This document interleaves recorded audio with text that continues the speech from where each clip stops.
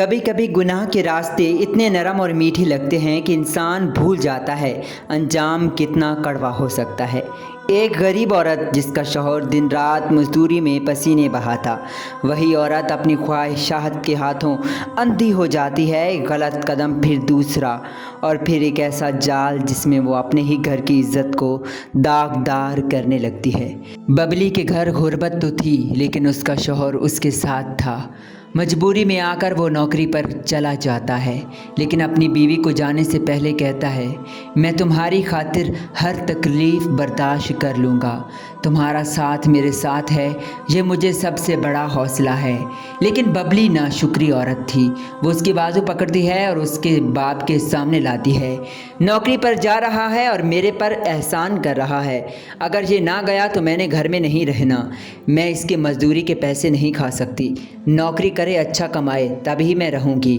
اس کا باپ بھی کہتا ہے، ارے بیٹا، جو بہو کہتی ہے بات مان لے، تیری بیوی ہے، تیرا ہی اس کے ساتھ گزارا ہونا ہے، میرا کیا جانا ہے، میں تو تم دونوں کو خوش دیکھ کر ہی خوش رہوں گا۔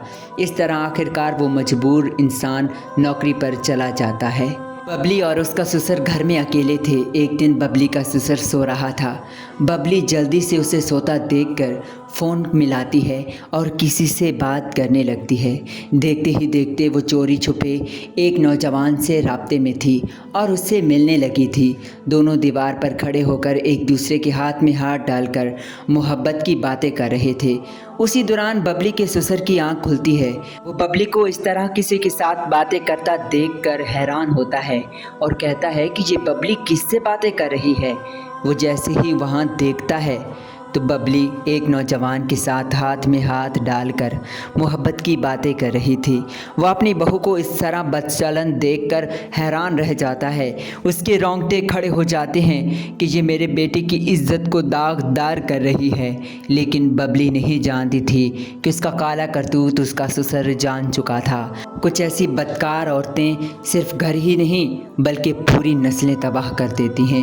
اس کا سسر کہتا ہے، یہ کیا کر رہی ہے، میرا بیٹا تیری خاطر ذلیل ہو رہا ہے، دھکے لے رہا ہے، تو اس کی عزت کو داغدار کر رہی ہے، مجھے شرم آتی ہے کہ تو میری بہو ہے۔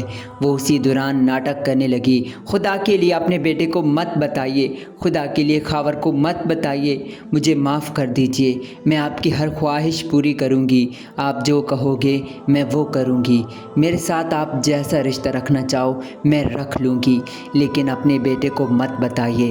وقتی طور پر وہ بزرگ جو عقل مند تھا کہنے لگا، ٹھیک ہے بہو، تمہاری بات نہیں ماننی تو کس کی ماننی ہے۔ آگے اب کیا ہوگا یہ ببلی نہیں جانتی تھی۔ مطمئن ہو چکی تھی کہ اب میرا سسر اپنے بیٹے کو نہیں بتائے گا۔ اس کے غلط راستے بے انتہا کے تھے۔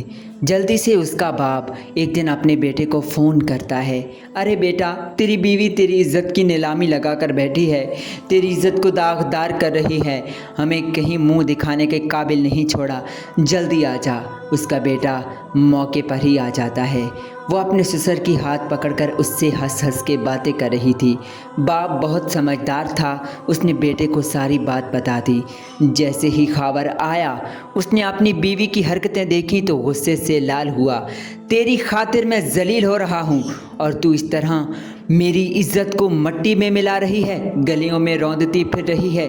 وہ مکار کہنے لگی، ارے دیکھو، تمہارا باپ ہی مجھ پر غلط نظر نگاہ ڈالنے لگا، دیکھو اس کے کام، یہ ہے تمہارا باپ۔ شرم آتی ہے سسر کہتے ہوئے بھی، لیکن خاور کو حقیقت پتہ چل چکی تھی۔ وہ اس مکار کی باتوں میں نہ آیا اور اس کے منہ پہ زوردار تھپڑ مارا۔ میں جانتا ہوں ساری حقیقت، تو بدکار ہے، میں تمہیں طلاق دیتا ہوں، یہاں سے دفع ہو جاؤ۔ ایسی بیوی نہیں بلکہ گلی کی کتیا کے قابل ہے۔ وہ دھکے دے کر اسے گھر سے نکال دیتا ہے۔ در حقیقت ایسی عورتوں کا انجام بھی ایسا ہوتا ہے، وہ غلط راہ تو اختیار کرتی ہیں لیکن کہیں کی نہیں رہتی۔